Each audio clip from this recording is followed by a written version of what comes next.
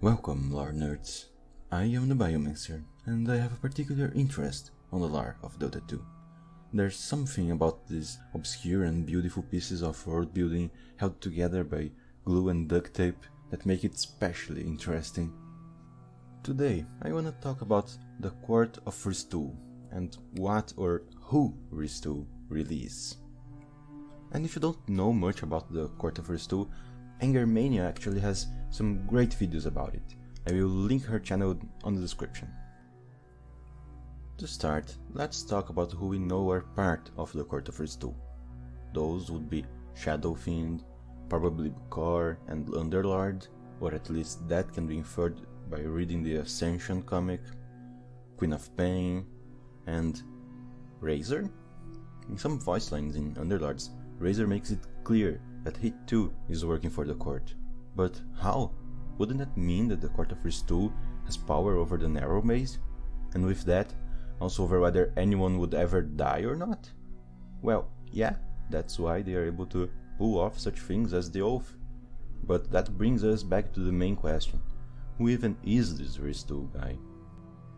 And by this point you'd have thought that at least we would know for sure if Ristul is a character, or just a place or something. And we don't know exactly, but we do have some good hints about it.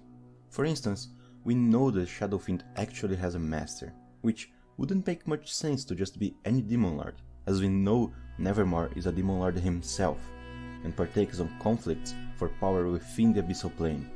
So his master would have to be above that, above the demons that actually rule Hell. One true Demon King. A king that, for some reason, seems to be indifferent about wars for power being fought on his domain, between people of his own court, unless he isn't just a king. I think Ristul is a god. But wait, a god king of hell, is that really possible?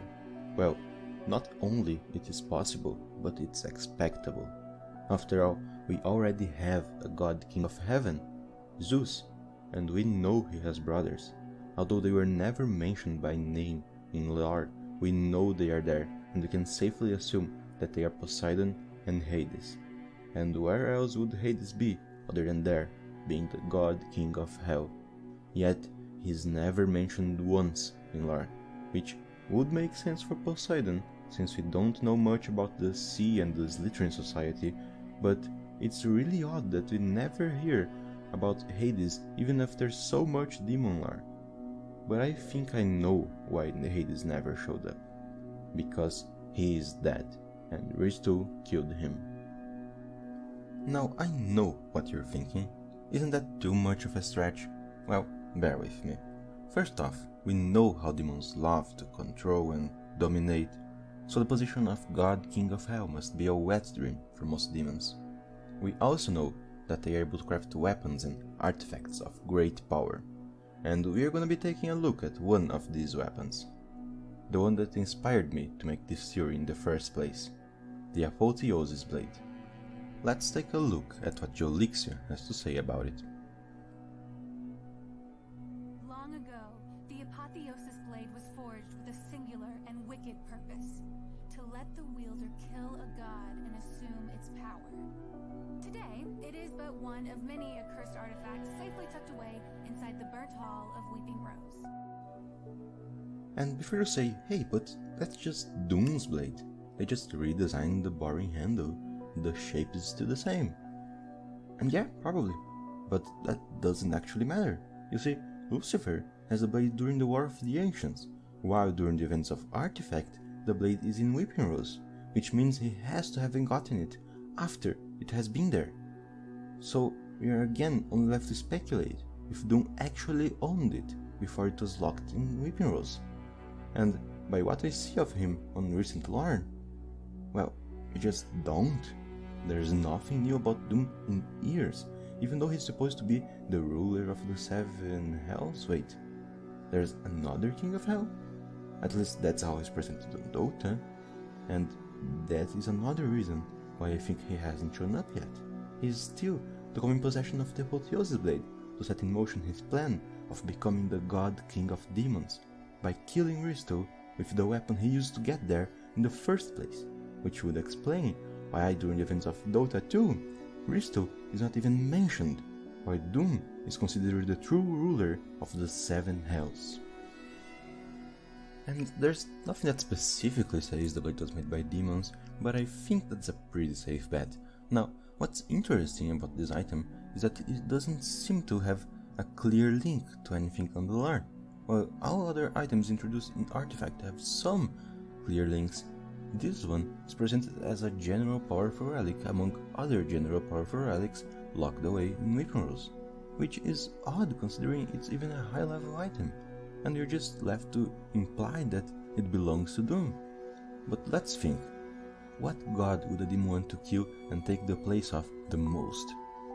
Hades just seems like the most obvious choice. Why would you want to have control over worthless mortals when you could control the entirety of the demon kind and the souls of all the dead? That's infinite souls, and you're like a demon, that's your thing. There's still one question though. If Ristul actually killed Hades, wouldn't we know about it? Any mention of it at all? Of him being overthrown? Of a literal god being killed in the past? Of this dead god? Wait a minute. Yeah, I'm going there. What if the dead god is actually Hades? Or at least what's left of him? I always found the dead god a bit odd. His name implies that he's dead, but was he always dead? If not, what was he like before? Did he always have powers over the souls of the dead, or just after he died? Well, if he is actually Hades, that would not only explain his powers over the dead, but would also give him an actual purpose, other than destroy the world with a zombie apocalypse or something as one-dimensional as that. That would mean that all that war and suffering he's bringing to the world is actually an indirect attack on Ristul, which is true either way. Demons feed from souls, yet stronger from them. But the more the dead god kills, the less souls go to the narrow maze. They stay trapped here on the material plane, forever, unable to die, unable to feed Ristul. The dead god wants to take his revenge on Ristul by playing the long game. He knows he can't win by force, so he will starve him. All while he grows in power himself. And when hell is weak enough, he will attack and reclaim his rightful throne. No hells, no heavens, only this. Not to mention, it would give more weight for the conflict between the dead god and the Underlord's legion that was hinted at by Pudge with the chains of obsession. The chains of hurt you from the screams of your minions.